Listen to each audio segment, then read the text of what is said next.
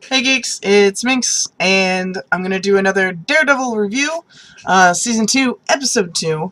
Again, I am doing one video a day, because I'm watching an episode a day until the season is done, because I wanted to savor the experience, and I hope that you can savor it with me. With that said, we get to discover the fallout of Episode 1. At the end of Episode 1, during their fisticuffs, Punisher ended up pinging Daredevil in the head with a bullet. Thankfully, it did not go through his helmet, but it did enough damage that Matt kind of goes temporarily deaf for a hot minute during this episode. A intense bout of meditation. He managed to get it back. So he's got at least some sort of brain damage, some hearing damage as well, most likely. And considering how much gunfire he's actually been around, it's kind of surprising that his ultra-sensitive hearing hasn't been damaged by it before. But I suppose getting shot in the head yourself actually changes that. We get to see Melvin again, the creator of the suit, and at least the melder of materials. He said that he would have to make him a new one, so that leads into the minor differences for Season 2's eventual costume. We saw shots of that before the season actually dropped, so that's a good explanation as to why there was slight improvements in the suit. And the mask in particular, he kind of patched it up for temporary use, but he's currently making a new one, which is very, very cool. Can't wait to see the fruits of his labor.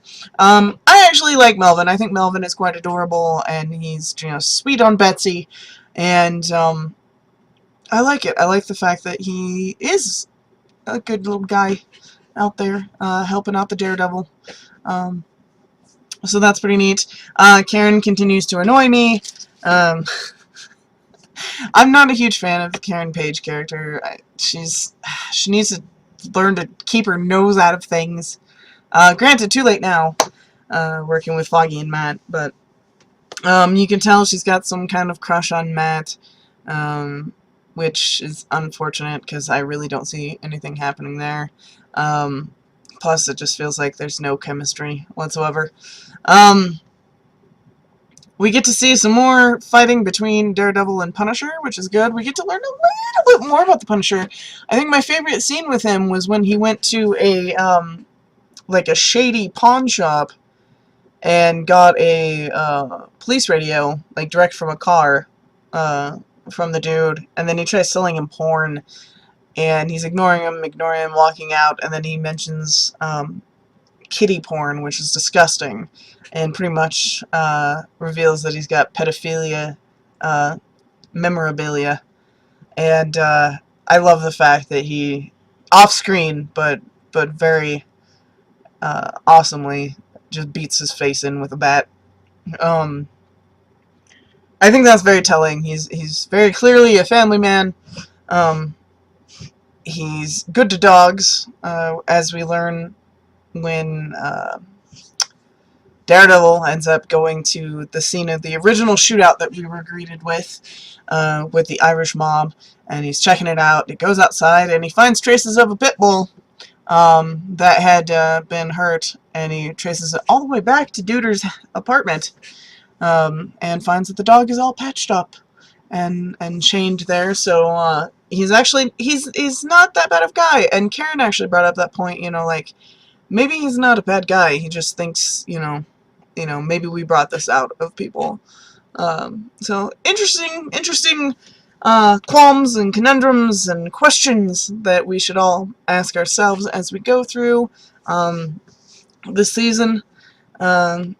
More subtle development on the Punisher, which I like. I like the fact that he hasn't really said much yet. I mean, all he did was order something from the dude in the pawn shop, so he hasn't really done much vocal interaction yet. So that's kind of cool. I like the silent killer that he is. Um, Matt is going through some shit. He's not used to not having his hearing to rely on, and being that he's blind, I imagine that is really terrifying. I imagine that moment was extremely terrifying, and I think that he did an excellent job of portraying that. Um, so I give Charlie Cox credit on that, because I think he did a really good job, and I feel like he's doing better at... In the first season, I noticed that he was having some trouble with the... I don't know how to put it. I would expect more of a kind of dead stare, like almost like looking through somebody, not directly looking at them. In the first season, Charlie Cox had a little bit of an issue where his eyes would actually follow the actors a little more than I think they should have. And I think he's doing a better job with portraying the whole, I can't see, I'm following your movements because of what I can hear. And I think the small, minor, physical, oh god, what's the word I'm looking for? His little mannerisms. He's coming up with these little, fine little mannerisms that are portraying that a lot better, that he's relying on his hearing and his sense of smell more than, you know, the sight that isn't really there. And we know that he can kind of see shapes, and it's like kind of fiery, burny, you know, kind of thing, but I feel like it wasn't portrayed clear enough that he's relying more on his other senses. And then he's doing a lot better with that so far this season, which I really appreciate. I think it gives a little bit of authenticity to the character. We have yet to see Elektra, which is fine. I expect her to pop up somewhere closer to the middle, probably, you know, episode like 4 or 5, when he really has a need for someone on his level of that caliber. So this, we are left with them going at it again. He's still suffering some residual effects from the gunshot to the head. So after, you know, fighting him and then falling through a window in true Daredevil fashion, a roof skylight, I think, he's kind of having some issues, and of course they're gone again. A lot of... We're having minor cliffhanger endings, which are interesting. I just hope that they don't over-rely on that and overuse that with each episode, because most people are just going to be watching this back to back to back to back.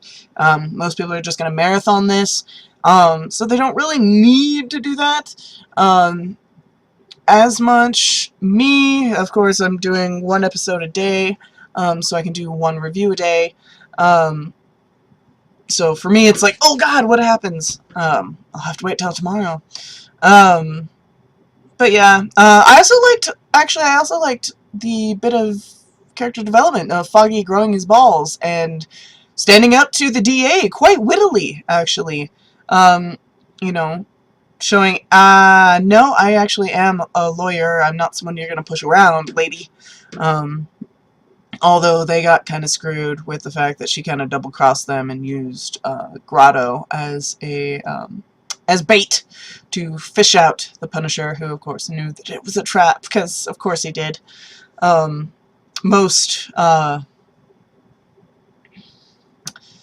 He's not dumb.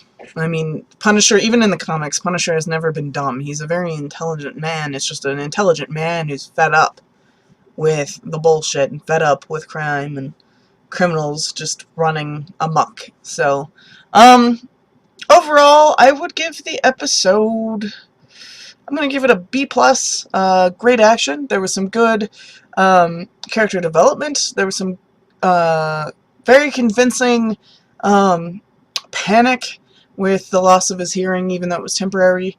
It was great seeing Melvin again, Foggy standing up and being the lawyer we know he has the power to be. There wasn't... I'm still annoyed with Karen, the character, but I think it's just a character thing. Which means the actress is portraying her well enough that I'm annoyed with her. I liked the subtle... development of the Punisher, so that was good. But, you know, it's building up. It's working up towards, you know, grander things, I think, with a little more action than the first season, which is good. You know, it's the second season. They've already broken things in. So I think they're working up towards great things. B+. I don't really have a line of the episode. As I said, I save that for more of the shows that I watch that have a little more humor in them. Daredevil was not meant to be humorous. It was definitely meant to be more gritty, and I enjoy that about it. So, with that said, I hope you enjoyed this review. The next one will come tomorrow for episode 3. If you like this review, please hit that like button down there and that red button that says subscribe. Click that. That helps me out a lot and lets me know that you guys actually enjoy these reviews enough to come back and watch more. Also, please, feel free to comment. I respond to all comments. I love talking about my favorite shows. Stick around my channel. Check out my reviews on Once Upon a Time, X-Files, Marvel's Agent Carter. I've got unboxing videos too, so, you know, I'm trying to mix it up a little bit for everybody. So, see you tomorrow, geeks. Later.